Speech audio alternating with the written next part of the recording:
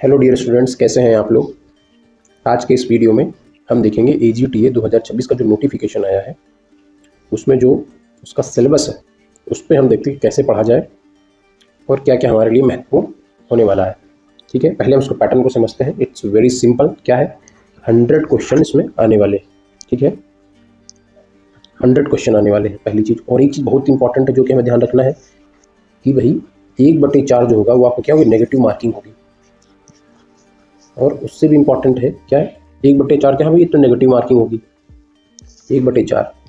और जब भी हम प्रिपरेशन अपनी स्टार्ट करें तो उससे इम्पॉर्टेंट है कि हम बिल्कुल एंड पॉइंट से स्टार्ट करें। बिगिनिंग कहाँ से स्टार्ट करना, एंड पॉइंट, यानी कि हमें वहाँ से स्टार्ट करनी है अपनी तैयारी कि जहाँ से आप समझिए आपका सिलेक्शन हो जाए।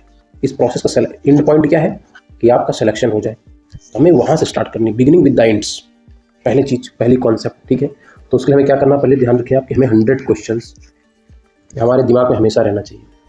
दूसरी क्या है, नेगेटिविटी 1/4 है, नेगेटिव मार्किंग हमारे माइंड में अभी से ही क्लियर होना चाहिए, बिल्कुल क्लियर होना चाहिए अभी से ही। स्टार्टिंग जब हम इसकी प्रिपरेशन करने वाले हैं, one thing is that is mind set. एक माइंड सेट जो आपका है अभी से बिल्कुल क्लियर होना चाहिए कि 1/4 आपके नेगेटिव मार्किंग है। इसका मतलब आपको अधिकतम से यानी कि मैक्सिमम क्वेश्चन आपको अटेम्प्ट करने हैं, ज़्यादा से ज़्यादा जितने आप कर सकते हैं, और वो आपके लिए काफ़ी हेल्पफुल होगा। क्योंकि 1/4 है, अगर आपने 4 क्वेश्चन किए और उसमें से एक आपका सही हो गया तब भी आप क्या रहेंगे, पॉजिटिव में रहेंगे, यानी कि उसको फ़ायदेमंद रहेगा आपको। इसलिए अधिकतर से अधिकतर क्वेश्चन करने, एक बात ही बिल्कुल क्लियर रखें। अब दूसरी चीज़ देख लेते हैं, कौन से क्वेश्चन या कहाँ से पूछे जाएंगे, किस किस पार्ट से कितने कितने क्वेश्चन पूछे जाएंगे। ठीक है, इट्स वेरी सिंपल। तो कहाँ से पूछा जाएगा भाई, अब देखो जो हमारा एग्रीकल्चर का सेक्शन है उससे आने वाले हैं 65 क्वेश्चन, ये तो सबको पता ही है। और जो कंप्यूटर है, कंप्यूटर से आपके आने वाले हैं 15 क्वेश्चन। ठीक है, और आपके कितने आने वाले हैं, जो जनरल यूपी का स्पेशल है उससे आने वाले हैं 20 क्वेश्चन, यानी कि ये आपके हो गए 100। अब आपको ध्यान में ये रखना है, अगर हम जिस माइंडसेट की बात कर रहे हैं या फिर जब हम सोच रहे हैं कि हमें जब स्टार्टिंग कर रही है कि हमारे दिमाग होना चाहिए, हमें सिलेक्शन पाना है, तो हमें स्टार्टिंग ये होना चाहिए हमारे दिमाग में 100 क्वेश्चन, ये 20 क्वेश्चन है और ये 15 क्वेश्चन, और ये आपके 65 क्वेश्चन है, 65 क्वेश्चन। ठीक है, 65 क्वेश्चन। तो भाई साहब हमको पूरे एग्जाम में इन क्वेश्चन पे ज़्यादा फोकस करना है। और ये सब कहने की बातें रहती है कि भाई कंप्यूटर डिसाइड करेगा या फिर यूपी स्पेशल, लेकिन प्रैक्टिकल ये है, प्रैक्टिकल चीज़ ये है कि जब आप एग्जाम में बैठते हैं और जब आप एग्जाम दे के आते हैं, एग्जाम देने के पहले 15-20 दिन या 1.5 महीने जो लोग स्ट्रेटजी बताते हैं, जो करते हैं, वो कहेंगे भाई कि एग्रीकल्चर का तो सब क्वेश्चन कर लेंगे लेकिन कंप्यूटर और यूपी जीके में लोग लटक जाएंगे। ये बिल्कुल भी ठीक नहीं है। जो आपका मेजर है यानी कि 65 क्वेश्चन आप खुद सोचिए जिससे आएंगे, उससे क्या होगा, वो ज़्यादा इंपॉर्टेंट है। पहले आप इन 65 क्वेश्चंस पे फोकस करें, उसके बाद जब आपको लगे भाई, या फिर आप जब अपने दिन का टाइम डिसाइड करें, तो जो मेजर टाइम है 75% जो आपका स्टडी का टाइम है वो आप एग्रीकल्चर पे दें, और जो 20% टाइम है, यानी कि अगर आप 4 घंटे पढ़ रहे हैं, 3 घंटे आप पढ़ना है आपको एग्रीकल्चर और 1 घंटे क्या पढ़ना है, आप उसमें से आप ये कंप्यूटर पढ़ सकते हैं या फिर आप यूपी स्पेशल पढ़ सकते हैं। अभी से क्लियरिटी है बिल्कुल भाई, ये क्योंकि बड़ा सिलेबस है। ठीक है, तो ये बिल्कुल क्लियरिटी होनी चाहिए अभी, यानी कि जब आप स्टार्ट कर रहे हैं बिल्कुल क्लियरिटी होनी चाहिए। और नेक्स्ट हम देखते हैं, नेक्स्ट क्या भाई, कि किससे क्वेश्चन कितने पूछे जाएंगे। भाई क्रॉप जो है आपका, क्रॉप से आपके पूछे जाएंगे 25 क्वेश्चन। कितने आएंगे, 25 क्वेश्चन आएंगे आपके। ठीक है, और biotechnology and plant breeding 10 question आएंगे, 10 नंबर करेंगे। ठीक है, सॉइल वाटर कंजर्वेशन 15 क्वेश्चन। अब आपको देखना क्रॉप साइंस में अगर आप देखें तो मेजरली आपको फोकस करना चाहिए क्रॉप साइंस पे। सीधे हम लोग चलते हैं। ठीक है, एक्सटेंशन में 5 क्वेश्चन आएंगे, एग्रीकल्चर और इकोनॉमिक्स एंड स्कीम इसके 5 क्वेश्चन आपके आएंगे, डेयरी एंड हस्बेंड्री के 5 क्वेश्चन आएंगे। ठीक है, तो आगे देखते हैं क्या सिलेबस दिया गया है। तो अगर हम क्रॉप साइंस की बात करें तो क्रॉप साइंस में क्या भाई क्या रहने वाला है, पहला है क्रॉप साइंस क्या पूछे, classification of crops, major cereals, pulses, oil seed, fibre, cash crop, species, fodder, ये सब भी दे रखा है। वेजिटेबल के बारे में आपको पढ़ना है, फ्रूट्स के बारे में, फ्रूट प्रोडक्शन कैसे करना है या फ्लावर क्या करना है। ठीक है, पोस्ट हार्वेस्ट मैनेजमेंट का आपको देखना है, fruit and vegetable preservation, fruit and vegetable preservation का है। ठीक है, fruit vegetable preservation and crop rotation, यहाँ से क्वेश्चन आता ही आता है। क्रॉपिंग पैटर्न क्या है, टाइप्स ऑफ फार्मिंग, यहाँ से क्वेश्चन आएगा। अब आप खुद सोचिए, जब आप क्वेश्चन पेपर सेट करें तो आपको पता है कि भाई यहाँ से आपको 25 क्वेश्चन देने हैं इस सेक्शन से। तो आप ये आपकी बेसिक अंडरस्टैंडिंग आपके दिमाग में होनी चाहिए कि जब आप यहाँ से 25 क्वेश्चन देने तो हर एक टॉपिक को टच करना है। तो कुछ बहुत कुछ कॉमन चीज़ें हैं। यानी कि इससे सपोज करिए इससे 1-2 क्वेश्चन फिक्स है। क्रॉप रोटेशन से आपसे पूछ लेगा, क्रॉपिंग पैटर्न से पूछेगा, या फिर टाइप्स ऑफ फार्मिंग वहाँ से एक क्वेश्चन पूछ लेगा, ड्राई फार्मिंग क्या है ये पूछ लेगा। तो ये बहुत ही बेसिक क्वेश्चन है। मोनोक्रॉपिंग क्या है। क्वेश्चन पेपर जो आपका आता है, जो कोई भी क्वेश्चन पूछे जाते हैं वो टफ नहीं होते हैं, बस कमी होती है कि आपको कॉन्सेप्ट क्लियर नहीं है। ठीक है, क्या नहीं आपको क्लियर है? कॉन्सेप्ट। क्वेश्चन सिंपल रहते हैं और आपको कॉन्सेप्ट नहीं क्लियर होते हैं।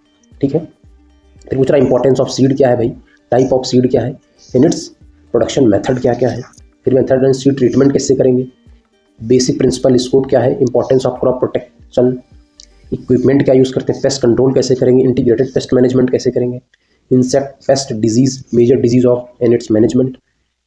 ठीक है, प्रोडक्शन स्टोरेज फैक्टर। तो अगर आप इसको खुद से ही, मुझे लगता है अगर आप एक बार सिलेबस पढ़ें इसको, ये जो भी आपका सिलेबस है इसको आप अच्छे से एक बार पढ़ें, ये आपकी बिल्कुल रटा होना चाहिए। अब ऐसा मैं क्यों कह रहा हूँ, ये बात मैं कह रहा हूँ माइंडसेट की। ठीक है, हम इस पर फिर बात करेंगे। अगर आपको सिलेबस रटा हुआ है, यहाँ आपको एक चीज़ समझनी पड़ेगी कि हमारा दिमाग चीज़ों को कैसे पकड़ता है। चीज़ें हमारे दिमाग में, क्योंकि हर चीज़ें आपके आसपास होती रहेंगी, आपके मित्र लोग डिस्कशन करेंगे।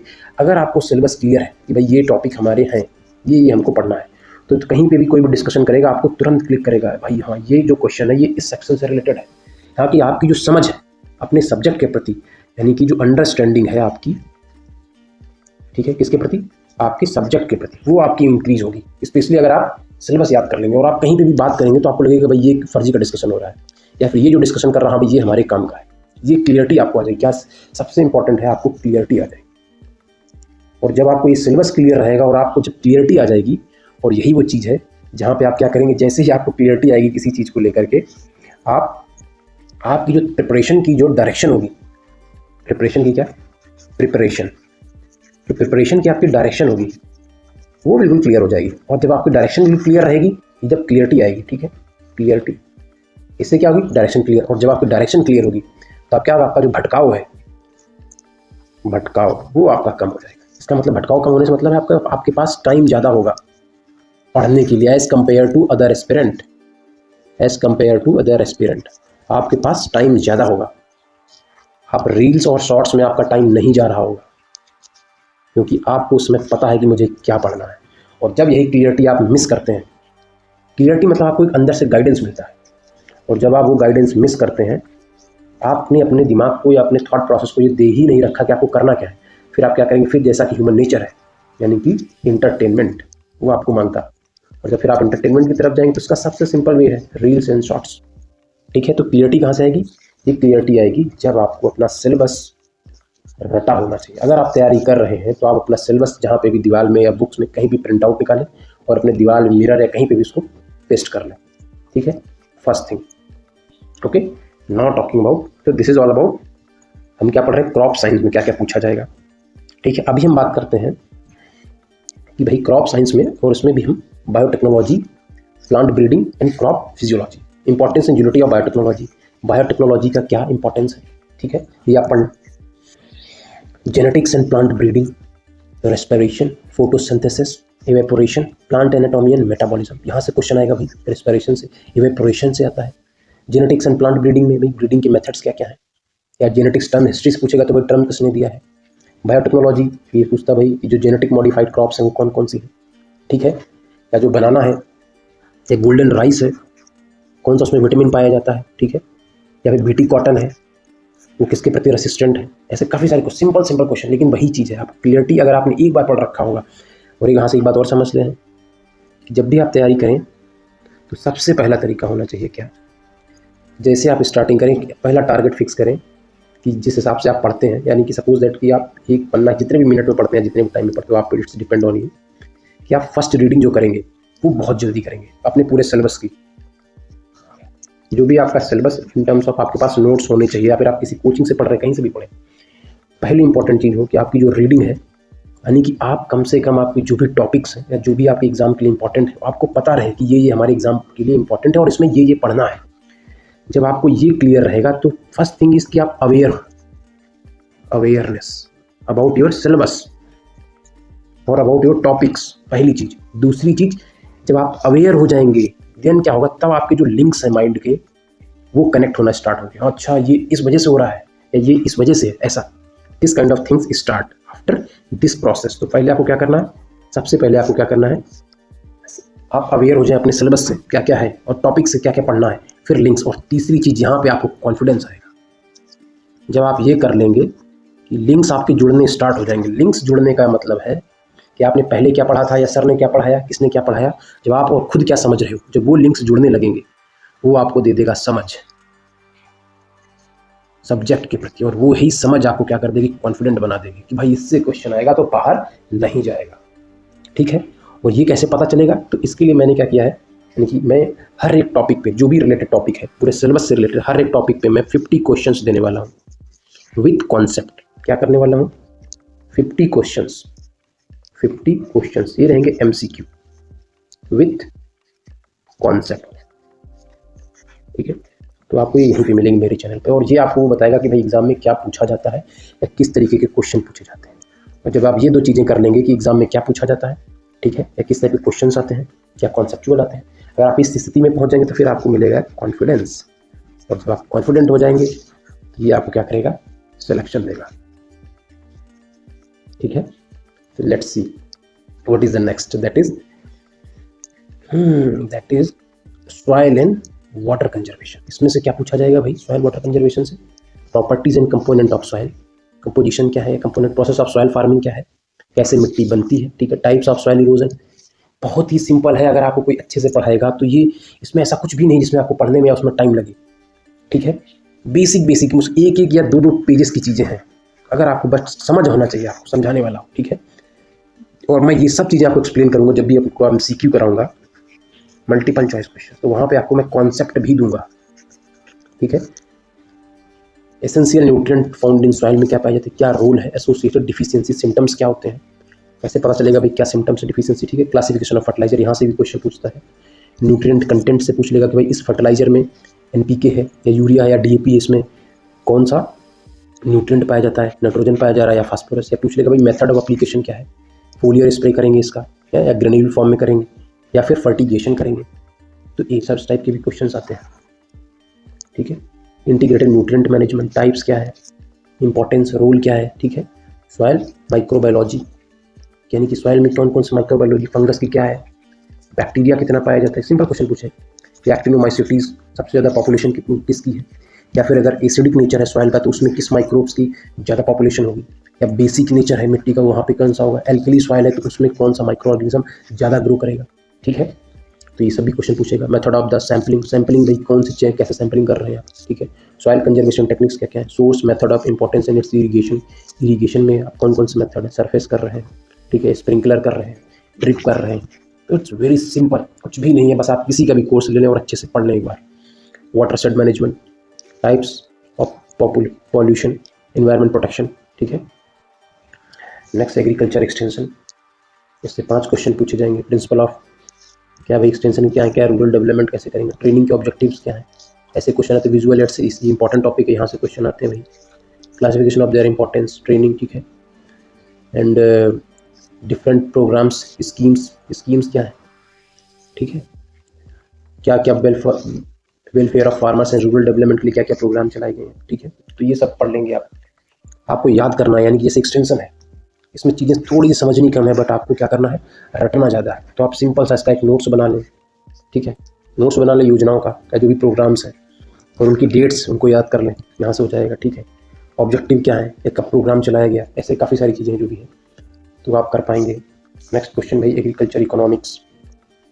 एग्रीकल्चर इकोनॉमिक्स इसमें क्या पूछता है, role of agriculture in 1 trillion economy, कैसे करेंगे, इसके लिए क्या रोल है इसका। ठीक है, export import agriculture product produce जो है, formulation of plants for agriculture, principle of agriculture statics, simple question से पूछ लेगा। ठीक है, MSP इस पे क्वेश्चन पूछता है भाई, क्योंकि रिलेवेंट है, इससे क्वेश्चन आएगा ही आएगा। ठीक है, एग्रीकल्चर मार्केटिंग क्या है, टाइप्स ऑफ मार्केटिंग जब आप पढ़ेंगे तो वहाँ पर पता चल जाएगा।